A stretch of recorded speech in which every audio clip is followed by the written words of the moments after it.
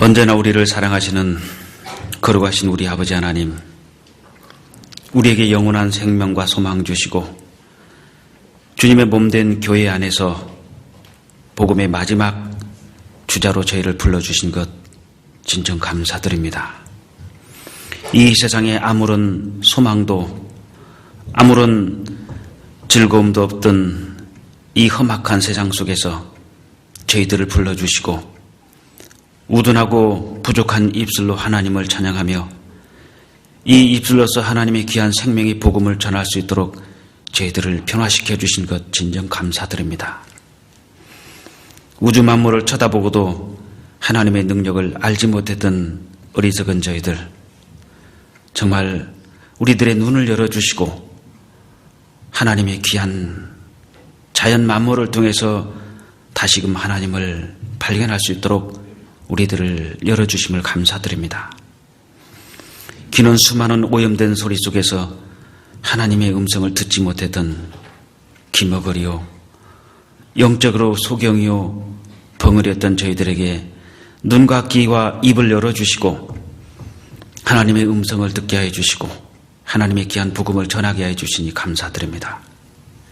만물에 찍기만도 못했던 저희들 주님께서 그토록 사랑해 주시고 낮고 천한 이 세상에서 친히 주님의 사랑을 우리에게 보여주신 아버지 하나님께 진심으로 감사드립니다. 주님의 그 귀한 사랑과 은혜를 깨달은 저희들 살아 숨쉬는 동안 주님 앞에 서는 그날까지 한 점 부끄럼 없이 살기를 원합니다. 주님, 이 시간도 저희들에게 필요한 말씀으로 함께 해주시고 마땅히 부족한 것들 깨끗이 씻어주셔서 주님의 영광을 위해서 살아가는 데 부족함이 없도록 도와주시기를 원합니다. 수많은 약속들이 있겠지만 만사를 뒤로 제쳐놓고 오직 하나님 말씀 앞에 저희들 나왔습니다. 이 시간 은혜로 채워주시고 우리들 마음속에 말씀이 새겨져서 삶 속에서 도를 행하는 자가 되고 듣기만 하여 자신을 속이는 자가 되지 않도록 인도해 주시옵소서. 우리 중에 병 중에 있는 형제 자매님들 하루속히 주님 그 병 속에서 일어날 수 있도록 치유의 권능 베풀어 주시고 시험 중에 있는 형제 자매님들 있다면 말씀으로 치유해 주셔서 주님 앞에 다시금 힘을 얻을 수 있도록 도와주시기를 원합니다. 이 시간 온전히 주님께 의지하오며 우리를 죄에서 구원해 주신 거룩하신 주 예수님 이름으로 기도드렸습니다. 아멘. 네, 신약성경 마가복음 6장을 찾겠습니다.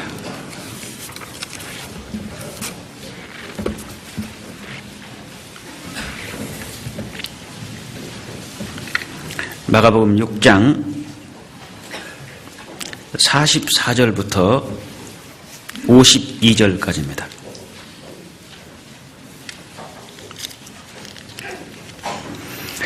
제가 천천히 읽어 올리겠습니다. 45절부터 52절까지입니다.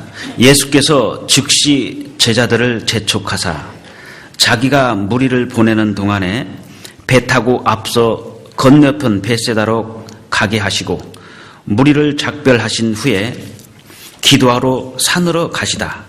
저물매 배는 바다 가운데 있고 예수는 홀로 무태 계시다가 바람이 거스림으로 제자들의 괴로이 놓아졌는 것을 보시고 밤 사경쯤에 바다 위로 걸어서 저희에게 오사 지나가려고 하심에 제자들이 그의 바다 위로 걸어오심을 보고 유령인가 하여 소리 지르니 저희가 다 예수를 보고 놀람이라.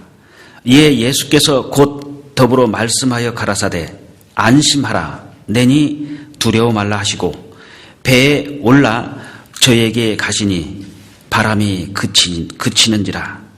제자들이 마음에 심히 놀라니 52절 같이 읽겠습니다. 이는 저희가 그 떡 떼시던 일을 깨닫지 못하고 도리어 그 마음이 둔하여졌음이러라. 송정교회죠. 송정교회는 제가 태어나서 처음 와봤습니다. 소식은 익히 들었지만은 서북교회도 가봤고요.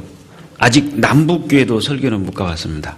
남북교회도 있다는 얘기만 듣고 지난주 금요일 날 저녁에 남북교회 전도 집회 때 잠깐 들려서 인사만 드리고 또 저희들이 일과가 있기 때문에 못 갔고 어저께 저녁은 서북교회가 지금 또 전도 집회 중이었습니다. 지난주에 서북교회를 방문하려고 계획을 잡았는데 학생들 수련회가 중고등부 수련회가 지리산에서 지금 있기 때문에 거기를 갔다가 한 저녁 한 12시쯤 온 것 같습니다. 그래서 인사는 못 드리고 이렇게 송정에는 직접 찾아뵈서 인사를 드리게 됐습니다. 먼저 잠깐 저를 좀 소개를 드리겠습니다. 저는 89년 3월 18일 날 저녁 9시경에 십자가의 진정한 의미를 깨닫고 예수님의 그 십자가의 보혈을 알게 되었습니다. 그리고 하나님의 사랑이 얼마나 큰지 그때 처음으로 신의 사랑이 무엇인지를 알게 됐습니다. 그동안은 굉장히 많은 사람들과의 친분이 많았고 많은 사람들을 제가 좋아했기 때문에 가까이 있었는데 사람에 대해서 엄청난 실망을 많이 했었습니다. 배신도 당해보고 인간이란 존재가 이런 것이구나. 그래서 하나님을 믿기 전에 자살을 3번을 시도했던 것 같습니다. 제가 그때는 구원받기 전입니다. 그리고 죽을 고비를 3번을 넘긴 것 같아요. 그러니까 한 6번 정도의 죽음을 간접적인 체험을 해봤습니다. 그리고 이제 모든 인간에 대해서 이제 회의와 환멸을 느낀 상태에서 사람은 믿지 않았어요. 그 다음부터. 그리고 이제 사는 것은 거의 월급 타면은 3일을 못 넘겼죠. 3일 안에 다 바닥났으니까.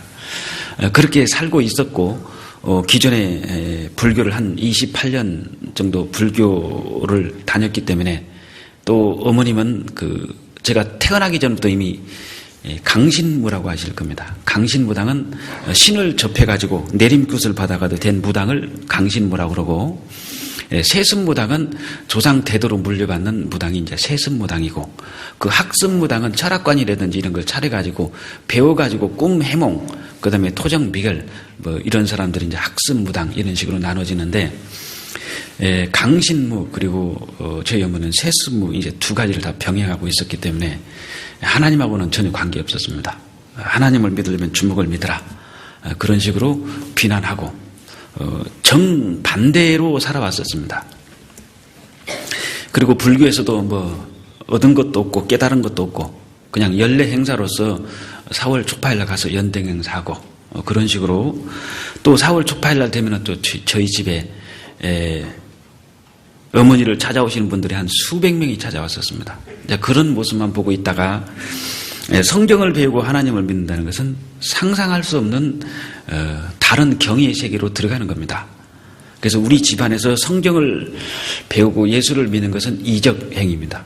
완전히 어머니 부모님을 배신하는 행위이기 때문에 감히 상상도 할 수 없었던 그런 상황이었습니다. 그런데 제가 구원받을 수 있도록 정말 2년 동안 기도를 해주신 형제님이 지금 서울교회에 있습니다. 그러니까 그 형제님께서 그분의 기도가 없었으면 제가 절대로 하나님 믿을 사람이 아닙니다. 근데 구원을 너무나 쉽게 받았어요. 일주일 만에 아파트에서, 그것도 의자도 아닌 방바닥에 주저앉아가지고 하루에 3시간씩 말씀을 들었는데 정말 3년이 하루처럼 느껴질 정도로 금방 지나가 버렸습니다. 3시간이 불과 몇 분 지나가는 것 같이. 그 짧은 시간에 말씀을 듣고 많은 분들은 말씀을 들을 때 사탄의 방해가 있다고 그랬는데 저는 사탄의 방해가 한 번도 없었습니다. 너무나 쉽고 순조롭게, 그리고 한 번만에 복음을 너무나 확실히 깨달았어요. 그리고 건방진 소리지만은 구원받고 그 다음날 회사에서 모여가지고 간증을 시키더라고요. 그래서 제가 그런 얘기한 것 같습니다. 나같이 쉽게 구원받은 사람 없을 것이고 대한민국에서 나같이 확실히 구원받은 사람 없을 거라고 아주 건방진 소리를 했습니다. 구원받고 하루 됐으니까 그럴 수 있겠죠. 그걸 물론 오래되신 분들이 딱 쳐다봤을 때는 웃었을 겁니다. 제가 구원받고 딱 하루 됐으니까요.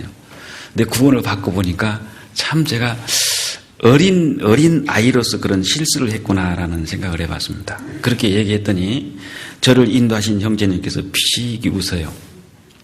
그래서 그 웃음이 무슨 웃음인지는 몰랐습니다. 그리고 그 형제가 얘기를 해줬을 때 이거였구나라는 것을 알게 됐습니다. 왜 사탄의 방해가 없이 단 한 번만에 그렇게 확실히 복음을 깨달았을까? 그 형제님 대답은 하나였습니다. 형제님이 우리 회사에 들어올 때 2년 전부터 아침, 점심, 저녁으로 형제님을 위해서 기도했습니다. 그 한마디가 얼마나 마음속에 깊이 박혔는지, 저런 분이 있었기 때문에 구원을 받았구나. 근데 2년 동안 그분은 저에게 단 한마디도 성경 강연에 가보자, 말씀을 들어보자 그런 적은 없었습니다. 단 한 번도 없었습니다. 2년 동안 뒤에서 묵묵히 기도하고 회사 안에서 자기의 모습을 정말 반듯하게 살아갔습니다. 누가 봐도 저렇게 예수 믿으려면 저렇게 믿어야 된다 할 정도로 모범적인 그리스도인이었습니다. 그러니까 생활로서 보여줬지 입으로 막 외쳐대는 그런 좀 부족한 모습의 형편은 그런 모습은 전혀 아니었습니다. 정말 생활 속에서 우리가 봐도 믿으려면 저렇게 믿어야 돼. 저 사람은 제대로 믿는 사람이야 할 정도로 생활이 반듯했고, 그리고 항상 성경을 끼고 다녔습니다. 쉬는 시간마다 성경을 읽고 있어서 목사라는 별명을 붙여줬죠. 암흑의 목사라고. 그래서 저도 이제 워낙 사람이 성실했기 때문에 비록 그분이 기독교고 저는 불교일지라도 그 사람을 싫어하지는 않았어요. 근데 어느 날 그 형제님이 토요일 날이었을 겁니다. 다음 주 월요일 날 시간이 있겠습니까? 라고 해서 만들면 있죠. 그랬더니 좀 시간 좀 내달라는 거예요. 그래서 그냥 무턱대고 그냥 알았다고 그랬지 뭐. 그때는 좀 제가 일도 잘 안 하고 좀 뺀질뺀질했습니다. 세상적으로. 그래서 이제 일하기도 싫은데 건수 없을까 싶었는데 일찍 나오라고 해서 그냥 알았다고 일찍 나왔는데 버스에서 내리니까 우리 과 주변에 옆에 있는 과에서 아는 사람이 11명이 버스에서 주르륵 내려요. 뭐하러 왔냐 그러니까 제가 가자고 그랬대요. 너는 제가 가자고 그랬대요. 너는 제가 가자고 그랬대요. 그러니까 한 사람이 11명을 데리고 온 겁니다. 전도 집회를. 그래서 무슨 사연인지는 모르는데 여하튼 제가 가자고 그래서 왔대요. 그래서 내리니까 식당에 들어가서 순두부 백반을 11명을 쫙 다 사줬습니다. 그리고 커피 한 잔씩 자판기 길거리 다방에서 하나 딱 해주고 그러면서 얘기를 했어요. 성경을 배우는 시간인데 배울 사람을 한번 따라가 보라고 가자. 그러니까 그냥 몇 사람은 에이 하면서 그냥 갔어요. 가면은 저 같으면은 아마 밥 사준 거 본전 생각났을 겁니다. 근데 가는 사람이 회수권을 다 끊어서 하나씩 다 줘요. 그리고 차 없는 사람은 나는 좀 멀어야 그러니까 택시비까지 딱 줬어요. 그래서 저는 순두부 백반 때문에 구원받았습니다. 그걸 얻어먹었기 때문에 양심상 못 가겠더라고요. 그래서 바꿔보내야 되겠다 싶어서 그냥 따라갔어요. 따라가면서 물어봤습니다. 교회에서 얼마 받고 이런 일 하냐고 물어봤어요. 그랬더니 왜 그러냐고 해서 아니 이 밥값 한 사람이 지금 1,000원이 넘는데 10명이면 10,000원이 넘는데 그때 우리 월급이 19만 원 정도밖에 안 갔어요. 이렇게 비싼 돈을 주고 밥값 다 대주고 회수권 다 끊어주고 거기다가 택시비까지 주고 커피까지 사주고 교회에서 월급 받고 하는 거 아니냐고 그랬더니 그냥 웃으면서 자기 월급으로 한대요. 그때 제가 거기서 마음이 확 녹아버렸습니다. 진실한 사람이다.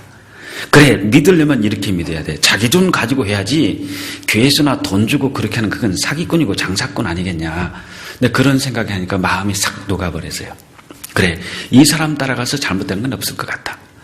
그래서 그 형제를 따라가서 말씀을 듣고 구원을 너무너무 쉽게. 근데 저는 쉬웠습니다만 그 형제님은 2년 동안 피가 말랐을 겁니다. 기도하느라고요.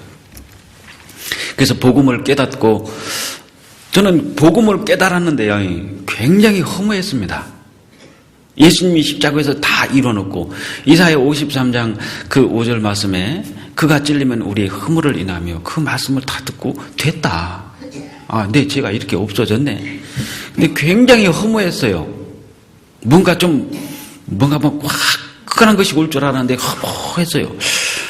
되게 죄는 벗어졌는데 좀 약간 좀 멍하다고 할까요? 표현으로 친다면 좀 멍했습니다. 부인이 쉽나 이게? 근데 그날 저녁에 죄에 대해서 깊이 회개하라고 했을 때 집에 가서 잠을 못 잤습니다. 굉장히 죄 때문에 죄를 많이 져서 그런 게 아니라 하나만 있어도 지옥 간다고 그랬기 때문에 그 죄 때문에 굉장히 고민을 많이 했어요. 큰일 났다 이거. 지옥이 없다고 부인을 하자니 이거 뭐 에덴 동산부터 쫙 하나씩 집어보니까 이건 틀림없는 사실이고, 내가 부인을 하려면은 무슨 증거가 있어야 되는데 근거는 없고 꼼짝없잖아요. 지옥 가는 것도 무섭습니다만은 그날 저녁에 만약에 오늘 저녁에 예수님 오시면 어떻게 되냐 정말로 두려웠어요. 그 당시는 막 요즘 집회 들어도 그냥 눈 하나 까딱 안 하지 않습니까? 그 당시는 말씀을 들으면은 정말 살벌하게 무섭게 했어요. 막 그날 예수님 올 줄 알았습니다. 그날 저녁에. 뭐 구원은 둘째 치고 지옥은 둘째 치고 당장 예수님 오면 담는다고 하더니 이거 어떻게 할 것인가. 그래서 1시간 이상을 기도한 것 같아요. 진짜 이 속에 있는 내복이 젖어가지고 물이 막 줄줄 셀 정도로 땀을 흘리면서 살려달라고 그랬어요. 하나님 살려주십시오. 정말 저 잘못 살았습니다. 정말 회개합니다. 뉘우칩니다. 구원해 주십시오. 그리고 아침에 일찍 일어나서 출근차를 첫 차를 탔습니다.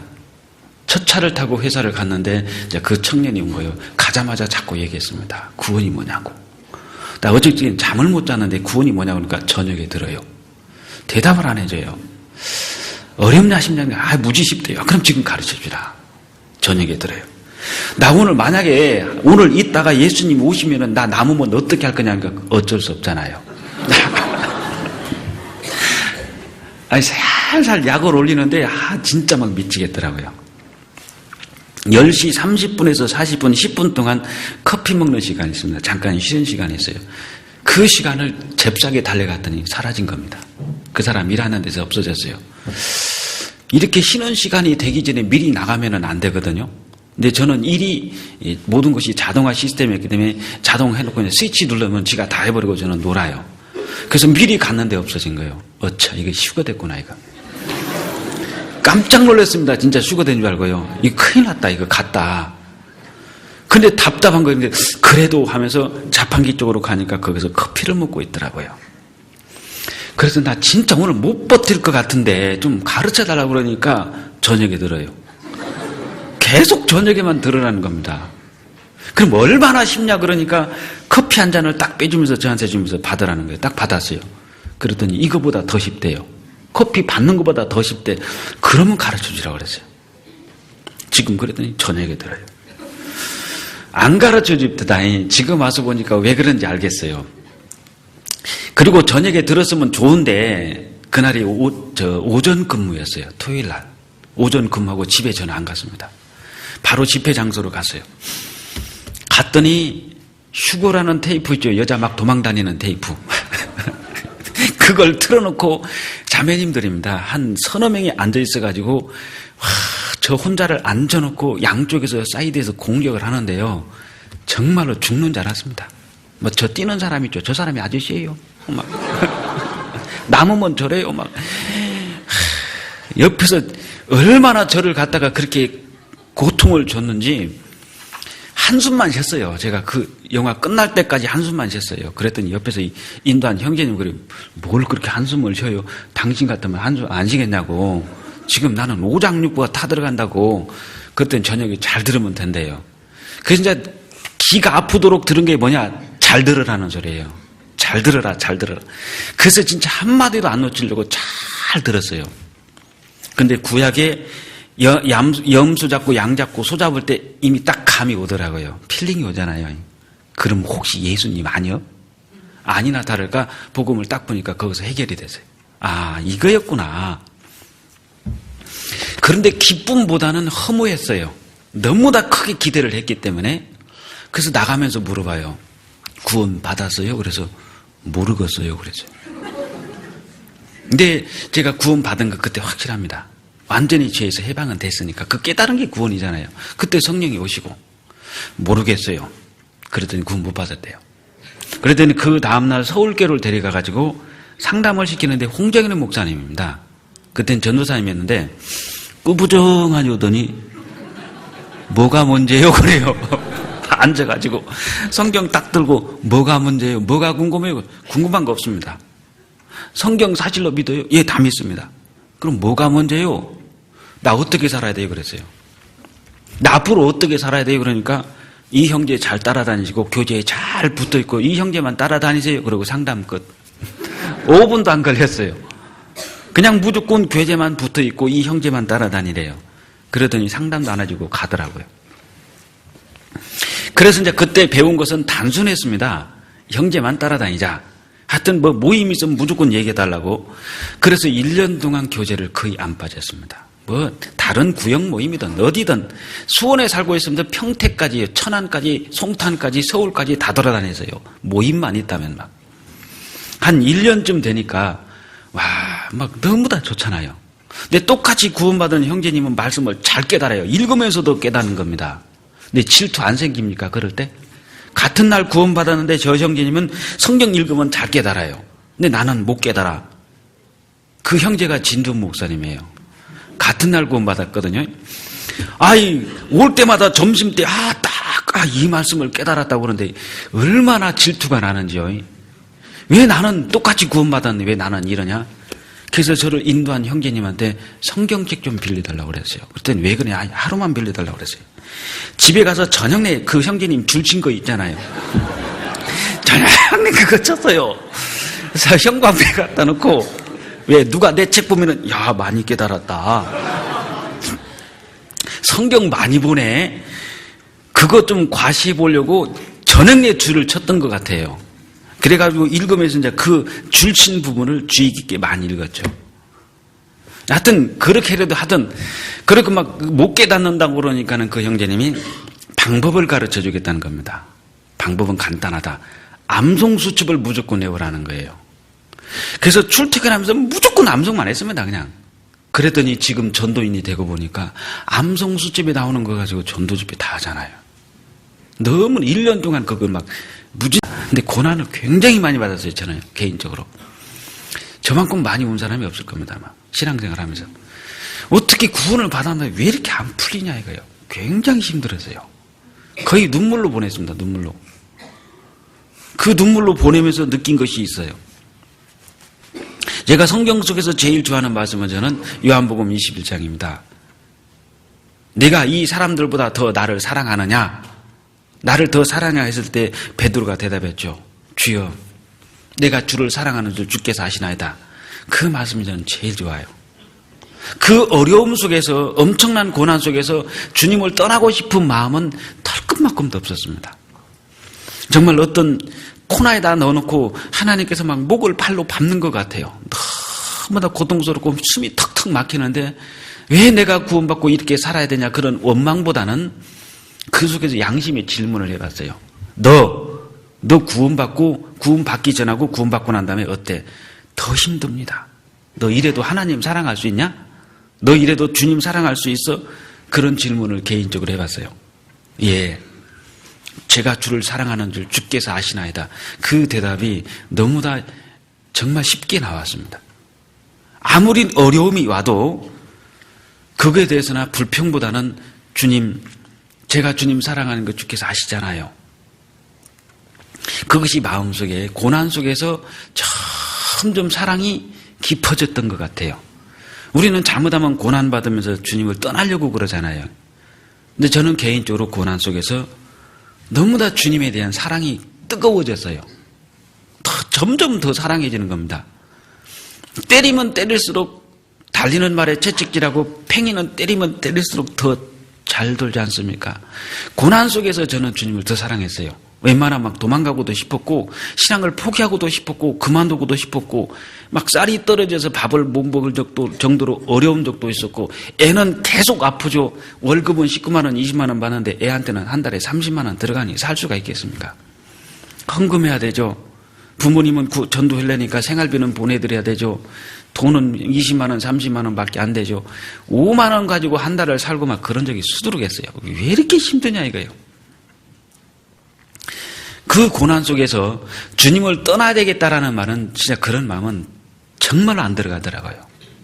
더 더 이럴 때일수록 더 사랑하자, 더 매달리자, 주님만 바라보자. 그 고난 속에서 오직 주님만 쳐다봤어요. 많은 어려움 속에서. 지금도 마찬가지입니다만은 고난이라는 것은 하나님이 주신 것 중에서는 저는 가장 아름다운 우리가 누릴 수 있는 특권이라고 생각돼요.